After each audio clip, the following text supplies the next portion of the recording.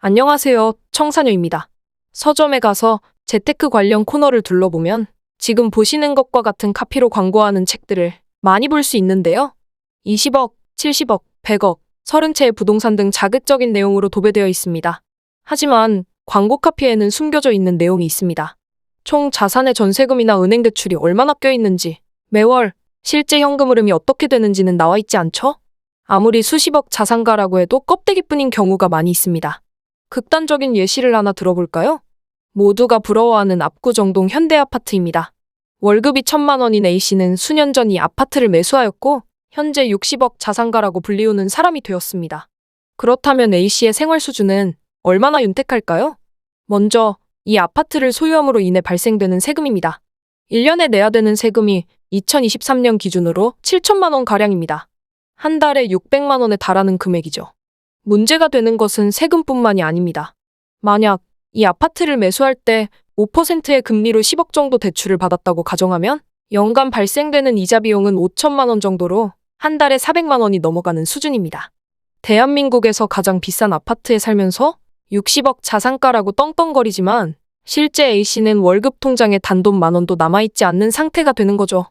이처럼 재테크에 입문하는 수많은 투자자들은 단순히 총자산을 늘리는 데에만 너무 집중하는 경향이 있습니다.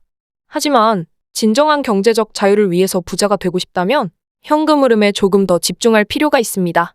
한때 유행했던 직장인의 스쳐 지나가는 월급 통장 사진입니다. 월급이 들어오자마자 순삭됩니다. 예상치 못한 지출이라도 생기게 되면 대출이나 카드론, 리볼빙에 손을 댈 수밖에 없고 현금 흐름은 더 망가질 수밖에는 없겠죠. 이런 현금 흐름이라면 매달매달이 불안하고 쫓기는 기분일 겁니다. 직장 생활이 아무리 힘들어도 사표를 낼 엄두조차 내지 못합니다.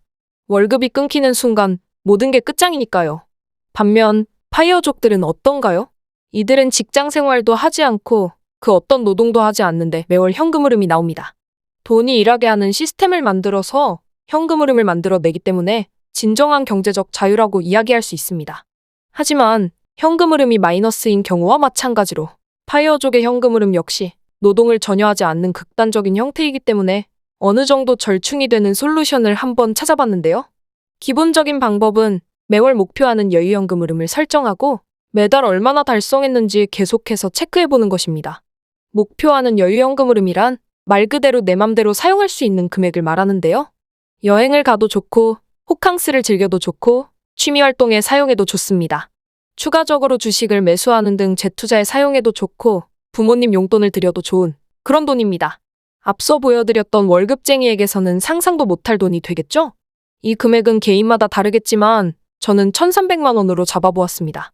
아직은 투자에도 욕심이 있기 때문에 800만 원은 재투자에 쓰고 싶고 500만 원은 여행이나 호캉스에 쓰고 싶네요. 여유현금 흐름이 결정되었다면 이제 은행 대출 원리금과 기본 생활비를 생각해 보겠습니다. 이 두 가지 금액은 대부분 어느 정도 금액이 정해져 있을 것이라고 생각합니다. 원금과 이자를 더해서 700만 원 정도가 대출 원리금으로 나가고 있고 아파트 관리비와 기본 생활비가 250만 원 정도 지출되고 있다고 가정해 보겠습니다. 이제는 수입 쪽을 계산해 보겠습니다. 세후월급, 배당, 월세, 기타 소득 등 모든 소득원을 다 더해 봅시다. 1,500만 원 정도가 나왔다고 가정해 볼까요? 1,500만 원에서 기본 생활비와 원리금을 빼고 남은 금액은 550만 원인데요. 여유현금 흐름의 목표 금액이 1,300만 원이기 때문에 달성률은 43%입니다.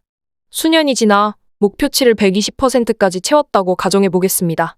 그동안 주 6일 동안 일하는 직장이었다면 주 5일이나 주 4일만 일하는 직장으로 옮겨도 목표 현금 흐름이 100%로 유지된다면 충분히 해볼 만할 겁니다. 이런 식으로 점점 일하는 시간은 줄여나가고 여가 시간을 늘리는 쪽으로 노력해 나간다면 진정한 워라밸을 누릴 수 있는 때가 올 것입니다.